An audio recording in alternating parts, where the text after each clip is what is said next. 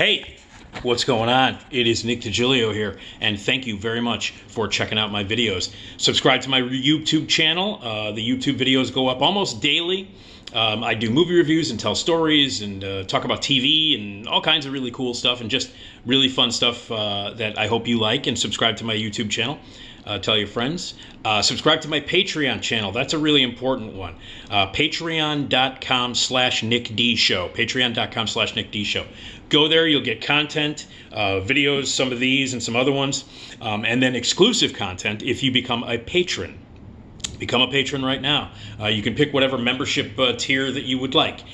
You could pick a membership tier that will get you free content, free live streaming when we start doing live streaming, and personal messages from me that you will get. And if you become a patron, you will hear the real story about what went down at a certain radio station and how I unfairly and ridiculously got let go after 35 years. And you'll hear the behind-the-scenes stories, the truth about what really went down. There's been a lot of bullshit on the social media and on the internets about what went down and what I did and what happened. It was a bunch of bullshit. I'm going to set it straight.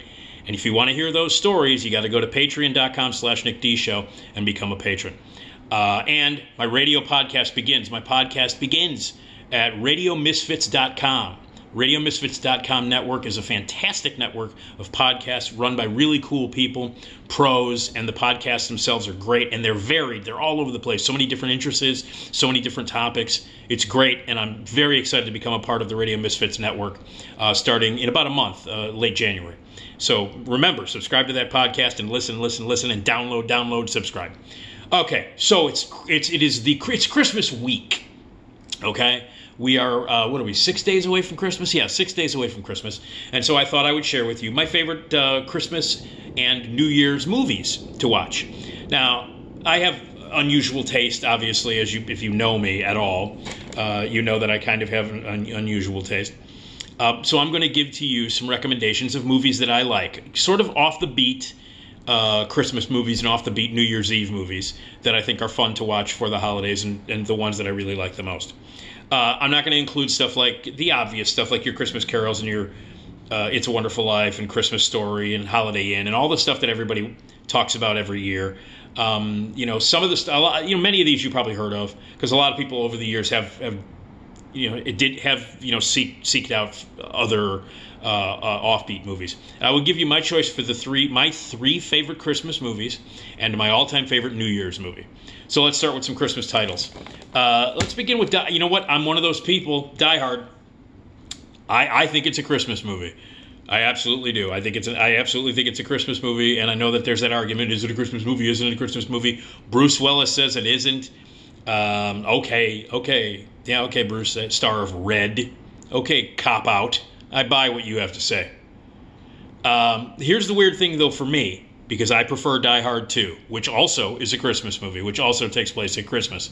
I think Die Hard 2 is a better movie. The only other person that I know that feels that way is my buddy Matt O'Neill. Matt and I stand strong on the fact that Die Hard 2 is not only a great movie, directed by the incredible Renny Harlin, who also directed another terrific Christmas movie, which I'll get to right after this. Renny Harlin is one of my favorite directors. I love him. I know, he made Cutthroat Island, the whole, weird stuff that he did. And he's made some strange movies. He did like an Exorcist movie. He did a movie called The Covenant. And I don't give a shit. I back Renny Harlin. I love Renny Harlin. Die Hard 2 is a great movie. I like it more. It takes place at Dulles Airport. You know all about it. You've seen it. But when I choose to watch a Die Hard movie on Christmas, I choose Die Hard 2. So my choice is Die Hard 2. I know it's weird, but that's my choice. Now, speaking of Renny Harlin also directed a fantastic action movie called The Long Kiss Goodnight, which is this completely fucking insane sort of crazy spy movie with Gina Davis, who was his wife at the time, and Samuel L. Jackson. And she plays a housewife who suddenly, her memory has been wiped clean. She used to be an insane, crazy killer CIA spy. And she gets thrown into this adventure where she's got to get back to remembering who she was as a cold-blooded killer who could kick ass and fight. And it is this amazingly cool action movie. Shane Black wrote it. And Shane Black likes to set his movies, his action movies, at Christmas time. Because he also wrote Lethal Weapon, which some people consider a great Christmas movie. I don't. I don't like any of the Lethal Weapon movies. I think they all suck. So I know I'm the only one. I think every Lethal Weapon movie is a piece of shit. But the first one takes place at Christmas, so there you go. But Long Kiss Goodnight, great, insane, funny, black comedy, dark, twisted. One of Gina Davis's greatest performances of all time, and one of the funniest things that Samuel L. Jackson has ever did. It's not only hilarious, it's not only a great Christmas movie, it takes place at Christmas. So this week is a great time to watch it, and especially if you've never seen it. Wonderful Christmas movie, and it's just a kick-ass, big, crazy, insane action movie. The Long Kiss Goodnight. Great one. Speaking of Shane Black, let's do another one here. Shane Black wrote and directed this one. The Kiss Kiss Bang Bang. Kiss Kiss Bang Bang. With Val Kilmer and Robert Downey Jr. Again, it takes place at Christmas. It's a big, crazy action movie that is also a satire of Hollywood. For me, this was the movie that began the Robert Downey Jr. renaissance, the rebirth of Robert Downey Jr., the comeback. Everybody, obviously Iron Man was the one that completely did it, and Tropic Thunder the same year.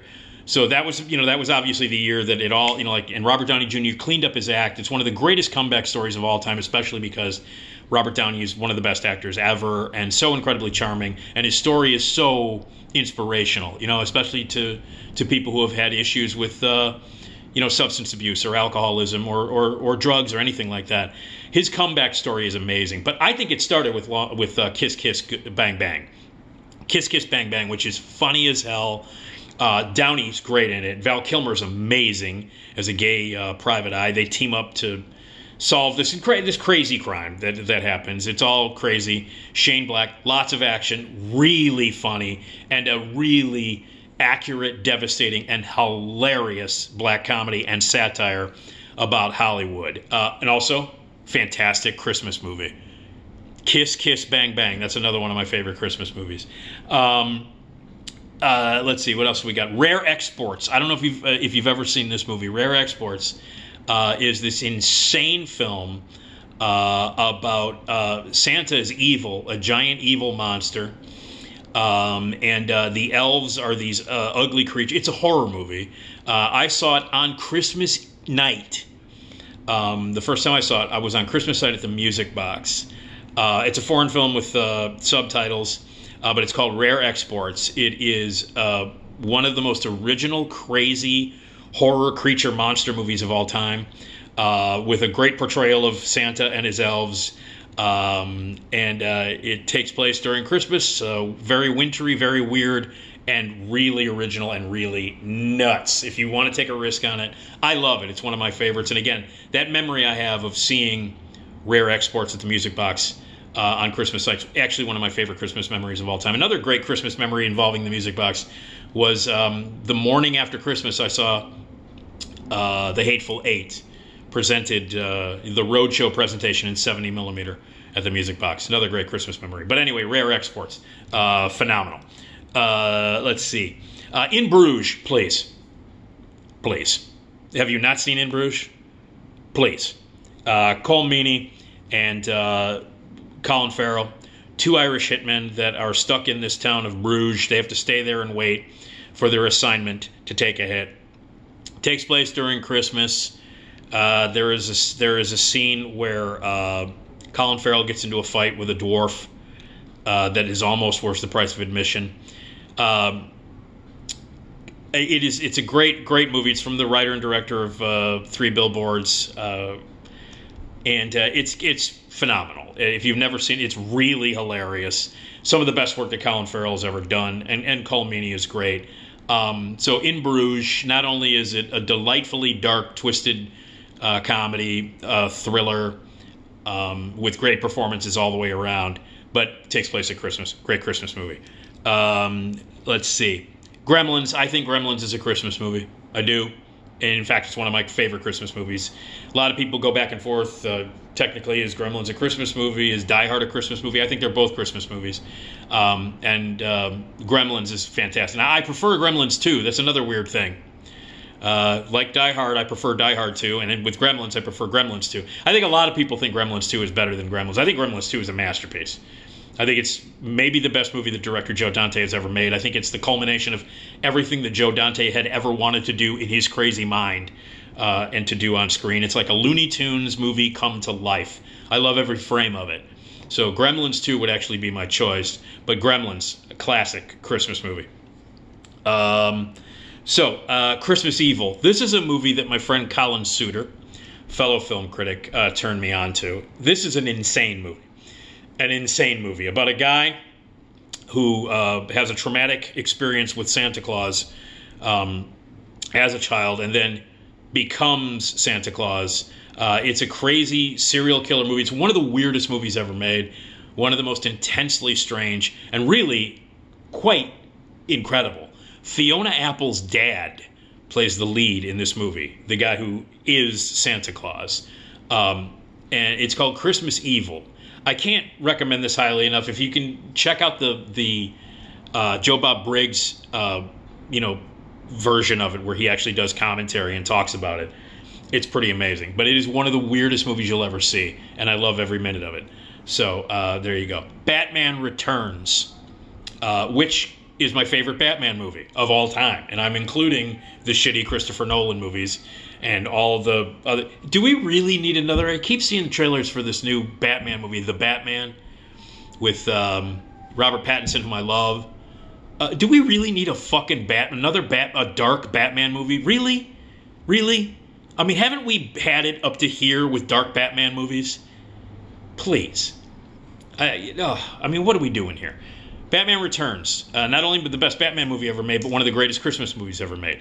The second Batman movie Tim Burton directed with Christopher Walken, Danny DeVito, an incredible performance by Michelle Pfeiffer, legendary, classic, amazing performance, best Catwoman ever in the history of any Catwomen of all time. Nobody has been better than Michelle Pfeiffer.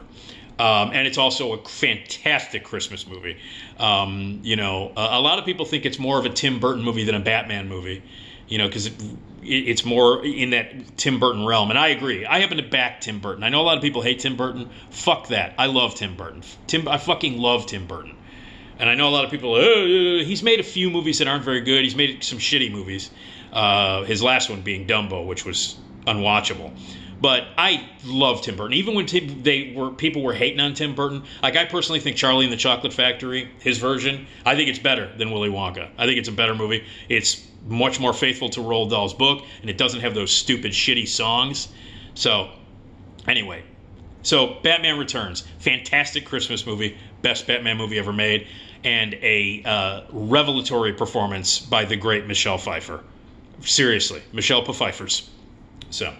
let's see, what else I got here before I get to my top 3? I think that's it. Oh, no, Eyes Wide Shut. Oh, baby. Stanley Kubrick's last movie, a masterpiece. Tom Cruise, Nicole Kidman. I personally think it's one of the best movies that he's made. I think it's, his last film was a masterpiece as far as I'm concerned. I also think it's hilarious. Personally, I think Eyes Wide Shut is fucking funny as hell. And I really didn't get it till years later. Like when I first saw it after Kubrick had died and they finished the movie after his death, and Tom Cruise kind of took over for it and they released it. I wanted to take it very serious. It was The Master, Stanley Kubrick's last movie. So, I wanted to treat it with the reverence that it deserves. And so when I first saw it, and for years after that, I was like, I always thought the last line in the movie was absolutely fucking hilarious. But then I realized, years later, it's a comedy. Eyes Wide Shut's a comedy, and it's fucking hysterical. The last time I watched it, which was last Christmas, was the last time I watched it, and I will watch it at some point this week, I just laughed my ass off from beginning to end. So Eyes Wide Shut, the crazy sort of weird, delirious fever dream that supposedly takes place in New York, but clearly isn't. Sexual sort of, concentration of this study of sex between this married couple. It's a very funny movie and very Christmassy, from the location to the lights to the feel of it. It's a great Christmas movie. It's also hilarious. And again, the final line that Nicole Kidman has, that final scene in Eyes Wide Shut, the final line she has, one of the funniest and best final lines in movie history. I remember sitting in the screening room watching it, and when she hit that final line and it cut to black, directed by Stanley Kubrick, I fucking laughed my ass off. I busted out laughing. I remember John Williams from WGN, who unfortunately is still at that fucking radio station. John was sitting next to me, and I busted out laughing at the final line and her final. And he kind of looked at me like, "What was so funny about that?" And I'm like, "Well, I think it's hilarious. I don't know." Eyes Wide Shut, Stanley Kubrick's last masterpiece, a great Christmas movie, and funny as hell, and one of the greatest ending lines. By the way, Nicole Kidman, in general, incredible performance in that movie. I mean, everybody's good. Tom Cruise, Sidney Pollack, everybody who's in that movie is fantastic. But Nicole Kidman is really, that was the first performance where I was like, wow, Nicole Kidman. No, actually, I'm sorry. To Die For came before that, and she was phenomenal in that. But that she's amazing. And anyway, Eyes Wide Shut, great Christmas movie. All right, I think I'm getting to my top three now. Yeah, so here are my top three favorite Christmas movies of all time, and I will give you little visuals. Boom! Black Ass Christmas. Yeah, that's right, Black Christmas. Black Christmas. Now, this is the Bob Clark movie from 1974. It's been remade twice. Fuck those remakes. Fuck them right in the ear, because they suck. The original Black Christmas, Bob Clark directed it, featuring Olivia Hussey, Keir Dullea, the great John Saxon. Can't go wrong with Saxon. Margot Kidder, Andrea Martin in one of her first films. It is one of the most innovative movies ever made. It influenced every movie that came after it, especially Halloween. The first 5 minutes of Black Christmas are a subjective point of view of a killer climbing up into the attic of a sorority house from his point of view. And John Carpenter, just 4.5 years later, opened up his movie with a 5-minute opening point of view shot. He says complete inspiration was from Black Christmas. A great slasher movie, a legitimately scary movie. Really scary, really creepy, very Christmassy. Like, it does not shy away from being a Christmas movie. It feels like a Christmas movie.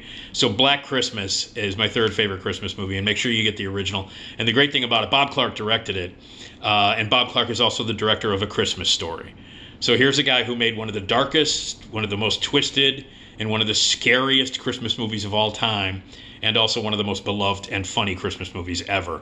The late, great Bob Clark. Directed a lot of weird movies, a lot of crappy movies, and a lot of good movies. He had an amazing and interesting career. But Black Christmas, number 3 on my list. Number 2 on my favorite Christmas movies of all time. Kabam! Ice Harvest. The Ice Harvest. John Cusack, Billy Bob Thornton, Connie Nielsen, Randy Quaid. Directed by the late, great, amazing Harold Ramis. And I think it's the best movie he's ever directed. One of the greatest Christmas movies of all time. Takes place on Christmas Eve, where Cusack and Billy Bob Thornton play these sort of low-level gangsters who rip off a bunch of money from a gangster played by Randy Quaid, and how they are stuck in this town during an ice storm on Christmas Eve, and they can't leave, even though they got to get out of there because they just ripped off money from a pretty dangerous dude. And so they're stuck in this town, Wichita Falls. As Wichita falls, so falls Wichita Falls. It's a great movie with an incredible screenplay. This is one of those movies that if you were... when Robert Benton wrote the screen... let me see if they've got all the names here right. Robert Benton, Richard Russo, wrote the screenplay. Richard Russo and Robert Benton wrote the screenplay. And these are guys who have written amazing screenplays in the past, some of the best screenplays ever. And this, to me, is a perfect screenplay. Like, if you were doing a class on best screenplays of all time, I mean, obviously Chinatown, to me, in my opinion, number 1. Best screenplay ever written. But right in there as one of the greatest and most efficient, not a wasted word, not a wasted moment, not a wasted thing in The Ice Harvest. It's a great, great, great movie. Again, when it came out, bombed hard. Like, no one went to see it. And it's a goddamn sin. And I don't think a lot of people even know about it now. It's my second favorite Christmas movie of all time, The Ice Harvest. A really dark black comedy. Takes place on Christmas Eve, very Christmassy. One of the best performances that John Cusack has ever given. Maybe his best performance. Oliver Platt, by the way, is also in it. Fucking hilarious. Amazing. And it also contains one of my favorite monologues of all time that John Cusack delivers about his life and who he is and who his father was and who his uncle was. It's delivered in a car while they're sitting at a stoplight, him and Oliver Platt. It's one of my favorite monologues in movie history. So anyway, directed by the great Harold Ramis, Ice Harvest, my second favorite Christmas movie of all time. If you've not seen it, you should. My favorite Christmas movie of all time. Now, this one's popular. It took a while for it to catch on, but kabam! Best Christmas movie ever made. Best fucking Christmas movie ever made. I don't care what anybody says. Oh no, this one's better. No, it's not. It's not. It's wonderful. No, it's not. Christmas story. No. No. Holiday. Nope. Best fucking Christmas movie ever made. We all know what it is. Unbelievable cast. Brilliantly directed by the late, great Ted Demme. Richard LaGravenese wrote it. Again, an amazing screenwriter who's written tons of screenplays, including The Ref and The Fisher King, and just amazing. Richard LaGravenese, incredible writer. In all of their wisdom, Disney is a company that has done some shithead things and continue to do shithead things. In their Touchstone division, which is a Disney division, in their brilliant estimation, they thought the best time to release this movie was in fucking end of March, beginning of April of 1994. So this movie, which takes place on Christmas Eve, was released in fucking April.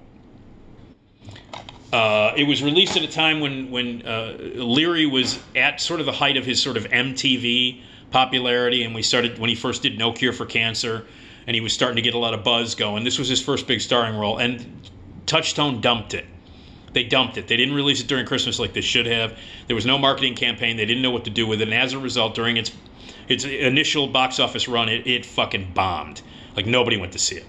It has since become, a holiday classic, as it should. But it deserved to be a bigger hit than it was, and that's all because, hey, let's release it in April, because Touchstone, morons. It's funny as hell. It becomes really touching. It is so incredibly accurate in terms of how the holidays suck ass, and how you have to deal with your dipshit relatives. No movie has ever really tapped into that kind of uncomfortableness, and how much the shit between family sucks than The Ref. Nobody has done it better. Judy Davis, why don't you eat me? There's so many great lines in the movie. Judy Davis is amazing. Kevin Spacey is amazing in it. All the supporting performances. Christine Baranski, everybody who plays the family members, and Dennis Leary is fucking hilarious in it. It's a classic. It's my favorite Christmas movie of all time. I watch it.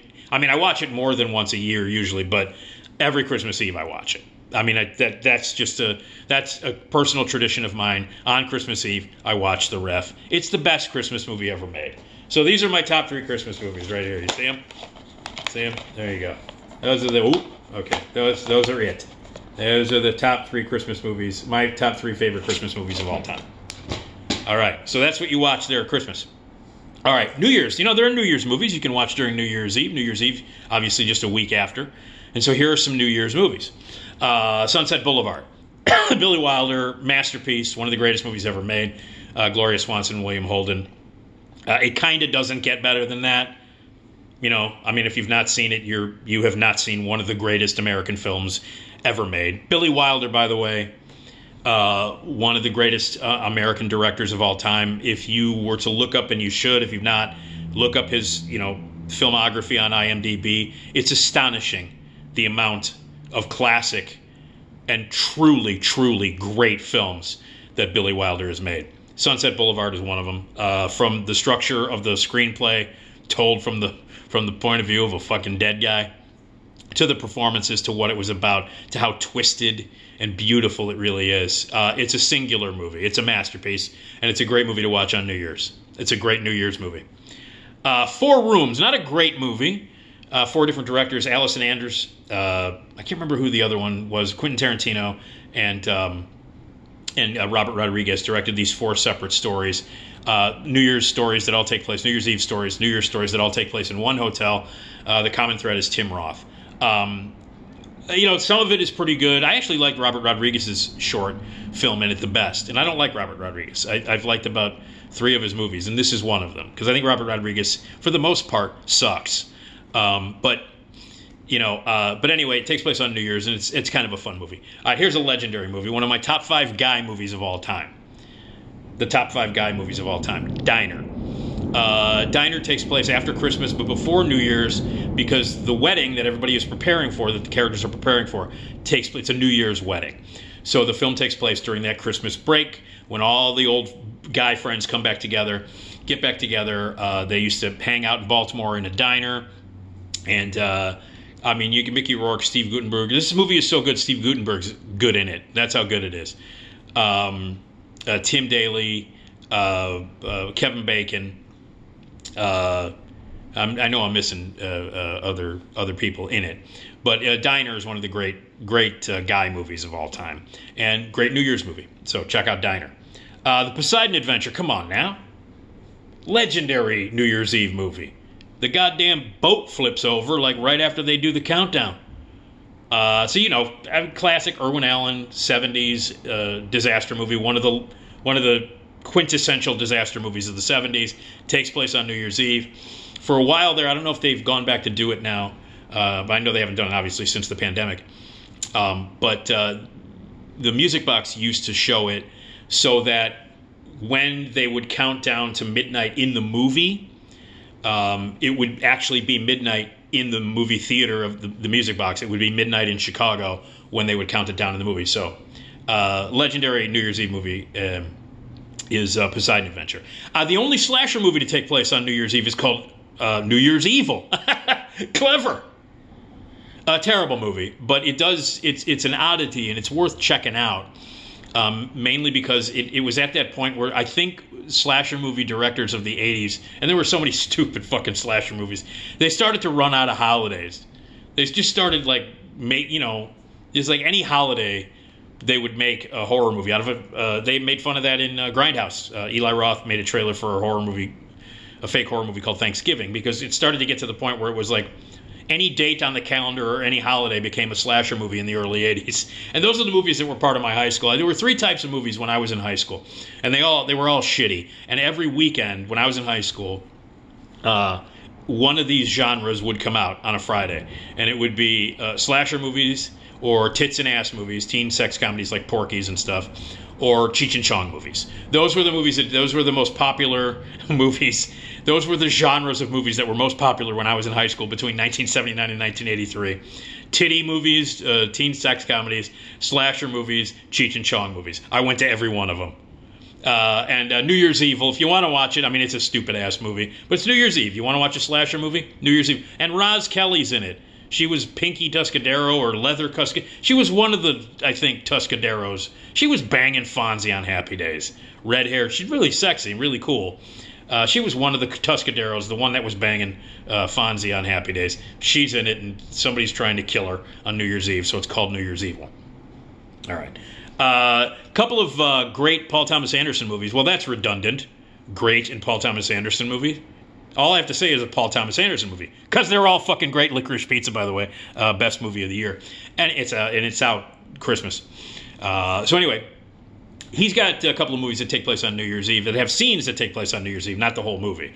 Phantom Thread has a New Year's Eve sequence in it, New Year's fashion show, which is great. Phantom Thread is a fantastic movie if you've not seen it. Daniel Day-Lewis, remarkable in it, really twisted, sort of a gothic horror movie about a very insane relationship. You're gonna Definitely want a mushroom omelet after you see it, but there's a great New Year's scene in that. Boogie Nights, man. Who can forget the New Year's sequence, the New Year's Eve sequence in that, when essentially the entire movie changes. It goes from the 70s into the 80s.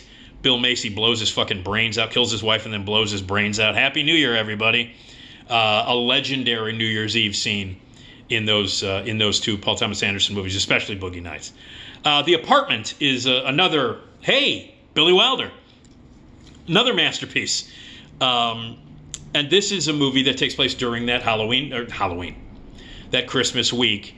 It's a great New Year's movie, a beautiful movie. Jack Lemmon, one of his best performances. Shirley MacLaine, Fred McMurray as a jagoff. Yeah, that's right. It's about a guy who loans out his apartment to his bosses so that they can fuck around on their wives without them knowing about it. And it becomes like this sort of outsider romance movie. Takes place during the holidays, but there's a beautiful New Year's Eve. It's a really beautiful film. It's also very dark. It's a weird movie about suicide as well. But The Apartment, an American classic. You want to watch it on New Year's Eve during the holidays at all. The Apartment's a great film to watch during that time. Okay, now my favorite New Year's Eve movie. The greatest New Year's Eve movie of all time. Kaboom. Right there. Right there. You understand? Yes. Yes. Strange Days. Catherine Bigelow's fucking masterpiece. Strange Days. Well, Catherine Bigelow's made several masterpieces, but this is an amazing movie. Another movie that completely bombed when it came out. Completely bombed when it came out. Was made and released in 1995, took place on New Year's Eve right before the millennium kicked in 1999, New Year's Eve 1999. And I think people were kind of freaked out about the prospect of New Year's Eve 1999 and didn't want to think about it. And it's also a very dark and twisted movie, very violent. Ralph Fiennes plays a real scumbag, a real weasel in it. He's your lead character. That might also have something to do with why the movie didn't do significant money at the box office, because the main character is a weasel jagoff, played by Ralph Fiennes, and one of my favorite Ralph Fiennes performances. Juliette Lewis is never been sexier. Oh my God, is she hot in this movie? And she does I Can Hardly Wait, the PJ Harvey song, one of my favorite musical performances in a movie ever. Oh my God, I need water and a fan after watching her perform that song in the movie. Juliette Lewis, very good in it, great performance and so sexy. Angela Bassett, please. How much ass kicking can one person do? She's fucking amazing in it, a great performance. Tom Sizemore, it's just so, look at it. Look. It's just amazing. It was kinetic and beautiful. And also, James Cameron co-wrote it. This was at the time when that dickhead was, I believe, just divorcing Catherine Bigelow. Or no, I think they were on the verge of getting divorced at that time. They were still married when it was made. But Cameron produced it because they were together. Catherine Bigelow and he were together at the time. He co-wrote it, and it's a dark, twisted look at what, in 1995 would happen in the future on New Year's Eve of 2000. It coined Y2K, but they called it the 2K. In the movie. That was the first time anybody had ever really even called it. I think when Y2K started,